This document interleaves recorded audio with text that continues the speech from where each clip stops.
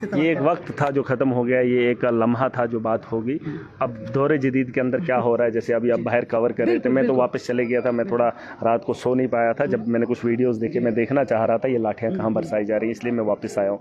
दौरे जदीद के बारे में अगर बात की जाए तो बेहतर है। ये सवाल जिन लोगों ने किए हैं ये अच्छा नहीं है और ये हमारे गले से उतने उतरता है, इसका जवाब हमने ऑलरेडी दिया। अब आज फिर से कल की बात करें, कल तवी पुल के ऊपर लाठीचार्ज हुआ, कुछ दिन पहले की बात करें डेली वेजर्स के ऊपर लाठीचार्ज हुआ, उसके बाद आज की बात करें फायर एमरजेंसी सर्विस का घोटाला जो 2013 में हुआ था। घोटाले पे घोटाले हो रहे हैं। 12 साल से उन युवाओं का भविष्य ताक पर है। गलतियां एडमिनिस्ट्रेशन करती है, विभाग करता है, उसका खमियाजा हमारे युवाओं को क्यों भुगतना पड़े?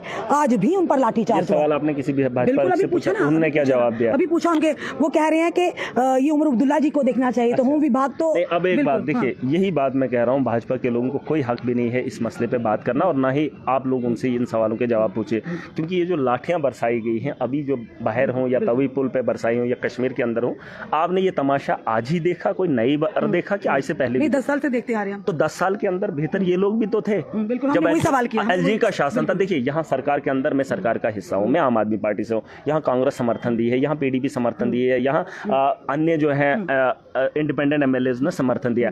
उमर साहब को फैसला लेने से पहले हो सकता है सबको पूछना पड़े। जब इनका अकेला एलजी था तब इनको किसी को पूछने की जरूरत ही नहीं थी। तब रोड़ा उमर अब्दुल्ला नहीं था, महबूबा मुफ्ती नहीं थी, जम्मू कश्मीर का कोई नागरिक नहीं था।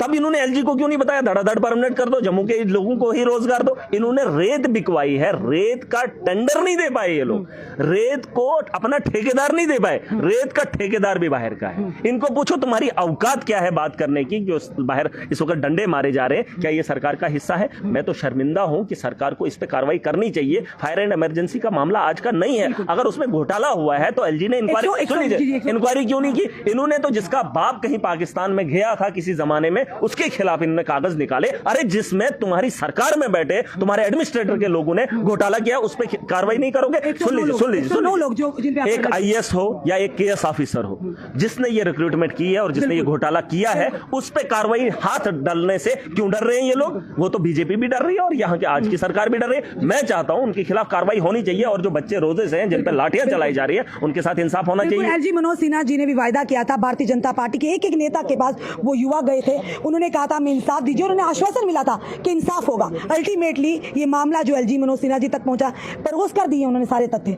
संडे के दिन ज्वाइनिंग होती है, आप भी जानते हैं संडे के दिन किसी की ऑफिशियल ज्वाइनिंग होती है क्या? देखिए, यहाँ पर बहुत कुछ हुआ है बीजेपी के दौर के अंदर। आप ये बात भूल रहे हैं कि एक मामले को उठाकर मुझे एक काम बता दीजिए जो जम्मू कश्मीर की बेहतरी के लिए यहाँ पर हुआ हो। एक काम मुझे बता दीजिए। ये जो गिना रहे ना, एक खुद कह रहे हैं असेंबली के अंदर, मैंने आपको एक रिक्वेस्ट की है मीडिया के सब लोगों से कि आप इस सेशन के अंदर जो क्वेश्चंस भाजपा के लोगों ने डाले हैं उन क्वेश्चंस को इकट्ठा कीजिए और इनकी रिकॉर्डिंग देख लीजिए। मैं रात को देख रहा था, बीजेपी वो जो जम्मू कश्मीर की है उसमें इन्होंने सबके डाले और मैं सबको सुनता हूं। इन्होंने खुद अपना स्पीकर डाली है, आप उनको सुनिए कि वो लोग कह क्या रहे हैं। मुझे एक चीज बताइए, आज उसी पे बात करूंगी महरोज मलिक जी, जो हमारे युवाओं पर बार लाठियां बरसी हैं आज, क्योंकि 12 साल से एक डिकेड से उन युवाओं का जो भविष्य था। मेरी आवाज सुनिए पहले, मेरा सवाल तो सुनिए, बाद में बोलिए, मतलब आप बड़े भावुक हो जाते हैं। सवाल तो सुनिए पूरा। वहां पर 12 साल से उनका भविष्य ताक पर है, जो 8वीं पास है, जो लोगों के मिनिस्टरों के या कहीं ब्यूरोक्रेट्स के घर पर नौकरियां करते थे, बर्तन मांजते थे या कहीं साफ सफाई करते थे, 8वीं पास 10वीं पास, उन्हें उस रिक्रूटमेंट में लाया गया।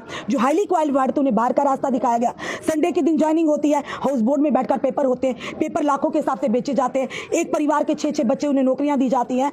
ये युवाओं के साथ वादा किया था। उसके बाद एलजी मनोज सिन्हा जी ने 3 कमेटी मेंबर का गठन किया था, जिसमें आर गोयल साहब भी थे। कमेटी की रिपोर्ट का आज तक इंतजार कर रहे हैं, रिपोर्ट नहीं आई, पर हाँ केस जो है सीबीआई को सौंप दिया गया। सीबीआई ने 109 लोगों पर एफआईआर लगाई है। एफआईआर लगने के बाद वो इस समय नौकरी कर रहे हैं, सरकार के खजाने से तनख्वाहें ले रहे हैं और जो वाकई डिजर्विंग कैंडिडेट है वो आज लाठीचार्ज खा रहे हैं। देखिए, ये नौकरी बेचने वाला कौन है? ये संडे के दिन रिक्रूटमेंट करने वाला कौन है? आप अंदाजा लगा सकते हैं ये कितना बड़ा आदमी होगा जो इतना तामझाम भून रहा है और उसके खिलाफ सरकार कार्रवाई नहीं कर पाई, एलजी मनोज सिन्हा कार्रवाई नहीं कर पाया और ये बच्चे लाठी नहीं खाएंगे। आपको फिलहाल ये बात समझनी है कि ये आदमी कर कौन सकता है, ये काम कर कौन सकता है और ये काम करने वाला या बचाने का प्रयास नहीं। 2 ही आदमी है, एक ब्यूरोक्रेट है, दूसरा पॉलिटिशियन है और 2 लोगों के खिलाफ इन्होंने कहा था हम युद्ध छेड़ देंगे जम्मू कश्मीर के अंदर। माफिया खत्म कहां खत्म किया ना उन्होंने किया। अब सरकार से उम्मीद है, मैं पूछूंगा इनसे। सुनील जी से हमने पूछा, वो कहते हैं ये घोटाला जो है, एलजी मनोज सिन्हा जी ने, एलओपी लीडर ऑफ ऑपोजिशन, उन्होंने कहा ये घोटाला जो निकला है फायर इमरजेंसी सर्विस का, ये एलजी के शासन में निकला है। नहीं, आपका ये रिटायरमेंट इधर हो जाएंगे लाठियां खाते खाते। जब एलजी के शासन में निकला था उन लोगों को अंदर क्यों नहीं किया? इनका हक क्यों नहीं दिलाया? ये बोलेंगे हमने कार्रवाई की, ये किया, ये जवाब है इन लोगों का। 6 साल के अंदर कार्रवाई, जब पता है, जब आपको इतना नॉलेज है कि संडे के दिन जो है अपॉइंटमेंट हुआ, नहीं आप बोल रहे हैं, जब इनको पता है, इन्होंने तो नहीं, आप मेरी बात सुने, एलजी तो मिनट में ऑर्डर निकालता है, इसका मिलिटेंसी के साथ संबंध है, निकाल दो नौकरी से, उनके खिलाफ, उनको नहीं बोला अंदर कर दो और इनको जो है अपनी नौकरी दे दो, बस ये जवाब नहीं पूछा आपने इनसे, क्या हमने पूछा ना, फिर क्या बोला, हमने पूछा ना इनसे, कार्रवाई कर रहे हैं, 10 साल से कार्रवाई करेंगे, 109 पर जो एफआईआर लगी है, उन्हें वो काम, वो 109 का डिपार्टमेंट में काम कर रहे हैं। वही ये सवाल एलजी उसको नहीं पूछना था एलओपी साहब को, उन्होंने एलओपी साहब ने कहा कि हमारे ही एलजी के शासन में ये घोटाला सामने आया। पहली सरकारों ने घोटाला किया, सामने नहीं आता था। फिलहाल उसको पता है नहीं।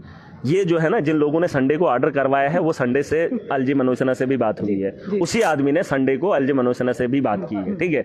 और जो उसने उस दिन काम किया है, वही उसने उसके साथ भी काम किया है। 109 लोग वो अभी भी ड्यूटी करेंगे, वो सारा तामझाम भुना गया होता है, और ये वही लोग हैं जो इंसाफ नहीं करेंगे, जो सिर्फ पेटियों की पेटियां यहाँ से उठा कर गए हैं। और एलजी के दौर में जितनी लूटमार हुई है, ये इसको भी पता है, यहाँ पर जो बाहर का स्टाफ लाकर सारी की सारी वसूली बाहर हुई है, और माफिया जितना हुआ है, मैं आपको फैक्ट्स बताऊंगा अभी आने वाले कल में, जब इसका ये जो ग्रांट्स चली रही है ना, 3 दिन के अंदर मैं आपको फैक्ट्स बताऊंगा, और मैं बताऊंगा कि एलजी मनोज सिन्हा के दौर में कितनी करप्शन हुई है, और उसमें इन लोगों का भी हाथ हुआ होगा। आने वाले कल में आप खुद देखेंगे, और जम्मू कश्मीर की आवाम को ये कब तक बेवकूफ बनाएंगे। यहाँ से करोड़ों खरबों रुपया लूट कर लेंगे, और आज बोलेंगे सियासत करेंगे, राजनीति करेंगे, और ये बताएंगे कि हम जो है बात कर रहे हैं एलजी मनोज सिन्हा के दौर में। ये कब तक लाठियां खाते रहेंगे? इनको बोलो ना, अगर इतनी हिम्मत है इंसाफ देकर दिखाओ। कल एक महिला जो कुलगाम की थी, ट्राइबल कम्युनिटी से ताल्लुक रखते थे, उनके घर के 2 सदस्यों का संदिग्ध परिस्थितियों में शव मिला 35 दिन के बाद, और वो लोग जब प्रदर्शन करते हैं, डीएसपी साहब उन पर लातों से और घूसों से, और उसके बाद वो वीडियो सोशल मीडिया पर आग की तरह वायरल हो रही। उसके बाद भी अभी 10 दिन का समय लिया है। डीआईजी जो जिस आदमी ने ये काम किया है, उसको भी समझ होनी चाहिए, उसका भी एक परिवार है। जब परिवार से अपना जाता है तो दुख होता है। हो सकता है वो अब ड्यूटी, मैंने कल भी कहा था, उसको ड्यूटी नहीं करनी थी उस टाइम, तो ड्यूटी के चक्कर में उसने जो है लात घूसे चलाए ताकि प्रोटेस्ट खत्म हो जाए। और तो महिलाओं के ऊपर ये सही है क्या? ये रात को भी उठाने का काम करते हैं, और कानून में बैठकर कानून का उल्लंघन करना, ये इनका पेशा है। सुन लीजिए, महिला हो मर्द हो, हर एक की इज्जत है, हर एक का सम्मान है। ये देश जमहूरियत से बना है, और यहाँ के हर नागरिक का सम्मान करना हमारा फर्ज बनता है। ऐसा नहीं है कि आप बोलेंगे औरत को पीटा या मर्द को पीटा या बच्चे को पीटा या नौजवान को। हर आदमी की अपनी एक इज्जत है, जो इंसान है उसकी अपनी एक पहचान है, और जिस आदमी ने ये किया वो घिनौना काम, ये आम होता रहता है। कानून के दायरे में बैठकर कानून का उल्लंघन, गरीब को लाद कर उसे निचोड़ कर लूटा जाता है, और ये इनका पेशा। ये एक तरीका अंग्रेजों का इनसे बेहतर था। अगर आप अंग्रेजों के शासन को पढ़ेंगे, इससे अच्छा था, इससे अच्छा था। तब भी हम ऐसे ही जाते थे, आज भी वैसे ही जाते। तब भी हमें दरवाजे के बाहर रखा जाता था, आज भी रखा जाता है। ये कौन सी जमहूरियत है? इसका अंदाजा खुद ही लगा ले। जहां इंसाफ मांगने वाले के पास जाते हैं तो वो लाठियां चलाएगा, तो अंग्रेज तो बेहतर था, अंग्रेज तो बेहतर था। आप पता कर लेना, इतिहास उठा के देख लेना, शासन में कोई परिवर्तन नहीं था, बस कागजों में लिखा है जमहूरियत है, लेकिन जमहूरियत का जनाजा कैसे? शर्मा जी ने असेंबली में डेली वेजेस के, मिनिमम वेजेस एक्ट की बात की है, ह्यूमन राइट्स की बात की है। उन्होंने बहुत कुछ बोला। श्यामलाल जी ने ये भी माना है कि हमें पक्ष विपक्ष को छोड़कर जो है हमने एडमिनिस्ट्रेटर को सुधारना चाहिए। सही बात उन्होंने बोली। आज पहली बात मुंह खोला है, लेकिन खोला भी अपोजिशन में बैठकर, है ना। यही बात अगर वो एलजी के दौर में करते, लेकिन उनका भी क्या कसूर है? वो तो हाल में ही यहाँ भाजपा में आए हैं, अब तो वो उगल रहे हैं, भाजपा की नाकामी भी गिन रहे हैं। उनको बड़ा तरीका है बात रखने का। उन्होंने हाँ सीनियर पुराने बातें दोहरा रहे हैं, और आज उसने साफ कर दिया कि ब्यूरोक्रेसी की वजह से जम्मू कश्मीर इस बदहाली में पहुंचा। आज उन्होंने शरेआम बोल दिया, और बहुत अच्छी बात है। और यही बात अगर भाजपा के लोग भी बोलेंगे, वो शर्मा रहे हैं। इस तरह से इन पर शिकंजा, मतलब ब्यूरोक्रेसी को सीधे रास्ते पर लाया जाए, सीधे रास्ते पर यही है। नहीं देखिए, क्योंकि इन चीजों में ना हमारी आम जनता, हमारे युवा पीढ़ी पिस रही है। सुन लीजिए, मैंने कहा अड्डे का माफिया था, मैंने लोगों को बता दिया नहीं देना है। 2 लोग हैं, लूटने वाले हजारों हैं, हजारों खड़े हो जाएंगे, नहीं देंगे। फिर कुछ लोगों को कुर्बानी भी देनी पड़ेगी, जैसे मैंने कुर्बानी दे दी। आज यहाँ पर कुर्बानियां लगेंगी, रेवोल्यूशन आएगा, लेकिन आवाम को जागना पड़ेगा। अगर ये लोग नहीं जागे, आवाम को खुद लिखना